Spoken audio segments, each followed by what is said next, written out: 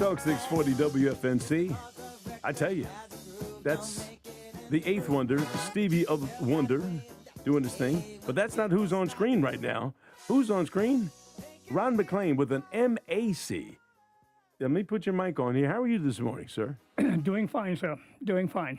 And you are, what's your title with the Amateur Radio Society? This year, I am the president of the Cape Fear Amateur Radio Society. He's moving up in the company. Oh, Presidente. Yes. Oh, hail the chain, kill Dorothy, hail. No, that's the Wizard of Oz. Look, Kenny is involved with this radio thing too. You were kind of bragging on something that he had. What was it? Why is he a big deal? I'm not. He used to be a general, and I believe he was one of the youngest general ticket holders at the time. And I have been taking the last 3 years trying to persuade him to come back and get back into the hobby. Well, and I think he may be ready to make it happen because he was talking about it last hour before you were here that he had a little interest in maybe making things happen. Kenny, I'm bringing you up on screen. What's your deal on being able to get back involved here? Well, first of all, welcome back again, Rod, on behalf of the Amateur Radio Association. It's a fantastic program that what this is happening. See, things have changed so dramatically over the last, we see it every day with the way we transmit information. But the one thing that I want to point out is radio.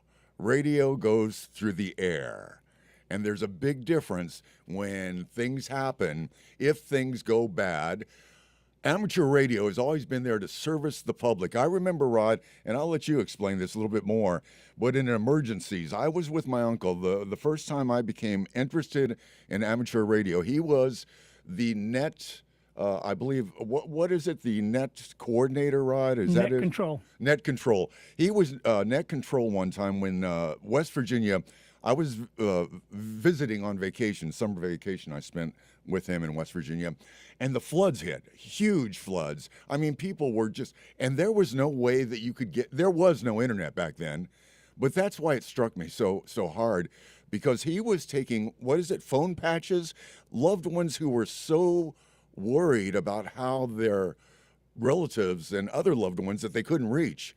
He would get the phone call and then patch it on through the radio. Is that how it works? Please explain, because it's been a while. How does the phone patch work? Do they still do that? Absolutely. If you remember, we had a little weather scenario just a couple of years ago, or a year ago, Hurricane Helene. And amateur radio definitely played a part in that. Well, look, let me start here because there are a lot of folks who don't understand amateur radio. Amateur radio is not WFNC. Amateur radio is not what's on your cell phone. Amateur radio, what is it? Tell everybody what it is and what makes it different and unique. Amateur radio is the ability for anybody in the civilian world with no links to any government agencies per se, and you can get onto the radio and you can communicate literally across the world if you want to. And we have 3 different variations of license right now, because you have to have a license to be able to operate. The technician, who is the entry level, the general, who has got most of it, and then if you study hard, you can become an extra, and that gives you a little bit more frequencies to play with. Well, the interesting thing about that is there was a time where for me to be in this radio station right now, I had to be licensed through the FCCC, and I had to know elements 1, 2, and 9, and this is back in the 70s. You remember that? And we had to post our license on the wall, and we had to protect the transmitter. Is basically what we were assigned to do while we were in here. And so you had to know those different elements. Some was electronic oriented, but others was just the procedures on the right way to open the mic and do what it is that we do. But we don't have that requirement right now. I think, was it Reagan that deregularized the industry? Bill Clinton, I was it believe. Clinton? Yeah, whoever the it was. deregulation of broadcasting. Right, and then you had the point where multiple one person can own multiple stations as well, which I think really did it in terms of just having this cluster like we have, as opposed to having, Rock 103 compete against WFNC and that kind of thing. So all that changed in commercial radio. But in amateur radio, you have to still have a license. And to order, does it mean that you can operate a more powerful radio station, or what is the difference between the licensing? It comes down to a little bit of that, but mostly the technician can operate on 10 meters. Now, what does that mean? 10 meters, well, the CB radios. Those are 11-meter radios, and it used to be ham radio before it turned into CB. So a technician can operate on 10 meters and on 2 meters, which is the handhelds. And we have a handheld system around here. It's called the repeater, and it's the 146910 repeater. And that has a footprint of around about 50 miles, roughly speaking. Now, is that what you see people advertising? You see these radios that you can get.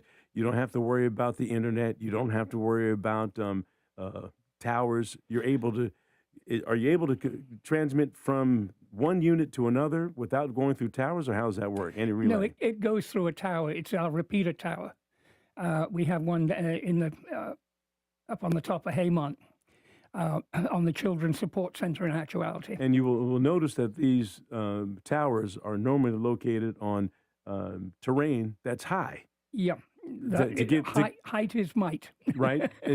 And so, for example, out here, we've got a 1,000-foot tower for a Q98. When I was at D103, we had a 128-foot stick up in Dunn, trying to, put a city-grade signal over Fayetteville, which was difficult. The taller the tower, the higher you are, the farther you go. Talk about that. That's pretty much true. However, there is, like everything else, you have a gain on one side and a loss on the other. The higher you go, the more coax you have, the more you lose your signal on the coax. So you've got to have the repeater higher up the tower as well. And then you talk to the repeater from another radio. But on HF frequencies, which is 10, 20, 40, 80, even up to 160, it's more the antenna and the placement of the antenna rather than the power. And yes, you can put power in, but antennas are the chief. Now, AM is different than FM. You got frequency modulation, you have amplitude modulation, and the AM stations used to be the king. And we had in this country what were called flagship stations, where every American would be able to hear an AM station in case of a national emergency. And that part is different than the amateur radio, where we were talking about a grid of radio stations. WABC in New York, I think, is a flagship station. You get a 50,000 watt AM, and the atmospheric conditions change how you hear an AM station, for example. Is that true with amateur radios? Oh, yes. Propagation. I mean, you can pick up New York, for example, on occasion down here. Oh, Kenny's flashing papers. Hold it, well, Kenny. I'm trying to remember all my stuff, Rod, and basically to drive down a nutshell, frequencies. You know how we broadcast on a AM 640 or Rock 103 or whatever. There's frequencies, and when we refer to meters in amateur radio, there's 10 meters, 15 meters, 20 meters, 40 meters, and those go variable distances. For instance, I would go on 15 meters with my uncle Rod, and then I'd talk to Texas and California. But then if I went to 40 meters, it'd be a little bit more localized, I believe. And so that's basically what he's talking about with meters. And then you're right about the antennas. But the beauty of the Amateur Radio Association and what they do to prepare for things like emergencies and when they need to communicate, when the internet is not working, when cell towers are not there working, is that they can take their low power antennas up to a high hill and do things, they call it field day. And that's to keep your chops and stay in practice. Is that right? You got Rod shaking his head and doing a hula dance in here. We're talking all that radio jargon stuff. I can't see it, but I learned. I'm still fascinated with Morse code. Morse code. That's SOS. I said, Actually, "Dot, that dot, dot." said I said, yes, and then it also said good morning, Gilbert. well, look, see, the thing is, I'm a Signal Corps officer, so I know some, and so are you. Well, Yes. talk about your background, because you and I, we were in 35th Signal. Were you in 426 or 327? 46 signal. Yeah, I had the cable dogs. Did you have cable dogs? No, we were core area signal. I had a platoon of cable dogs, but mostly it was core area signal, VHF and SHF multi-channel. And no, let's talk about what you have here. Is there an event that's coming up that you want to let people know about? Well, we're talking emergency communications and what amateur radio does for emergency communications. And the ARRL, which is the organization that we all use, has a field day coming up on the 27th and the 28th of June.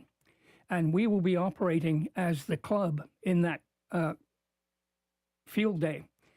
And it's a mix of different things. It's a competition because ARRL says somebody can win and somebody doesn't win.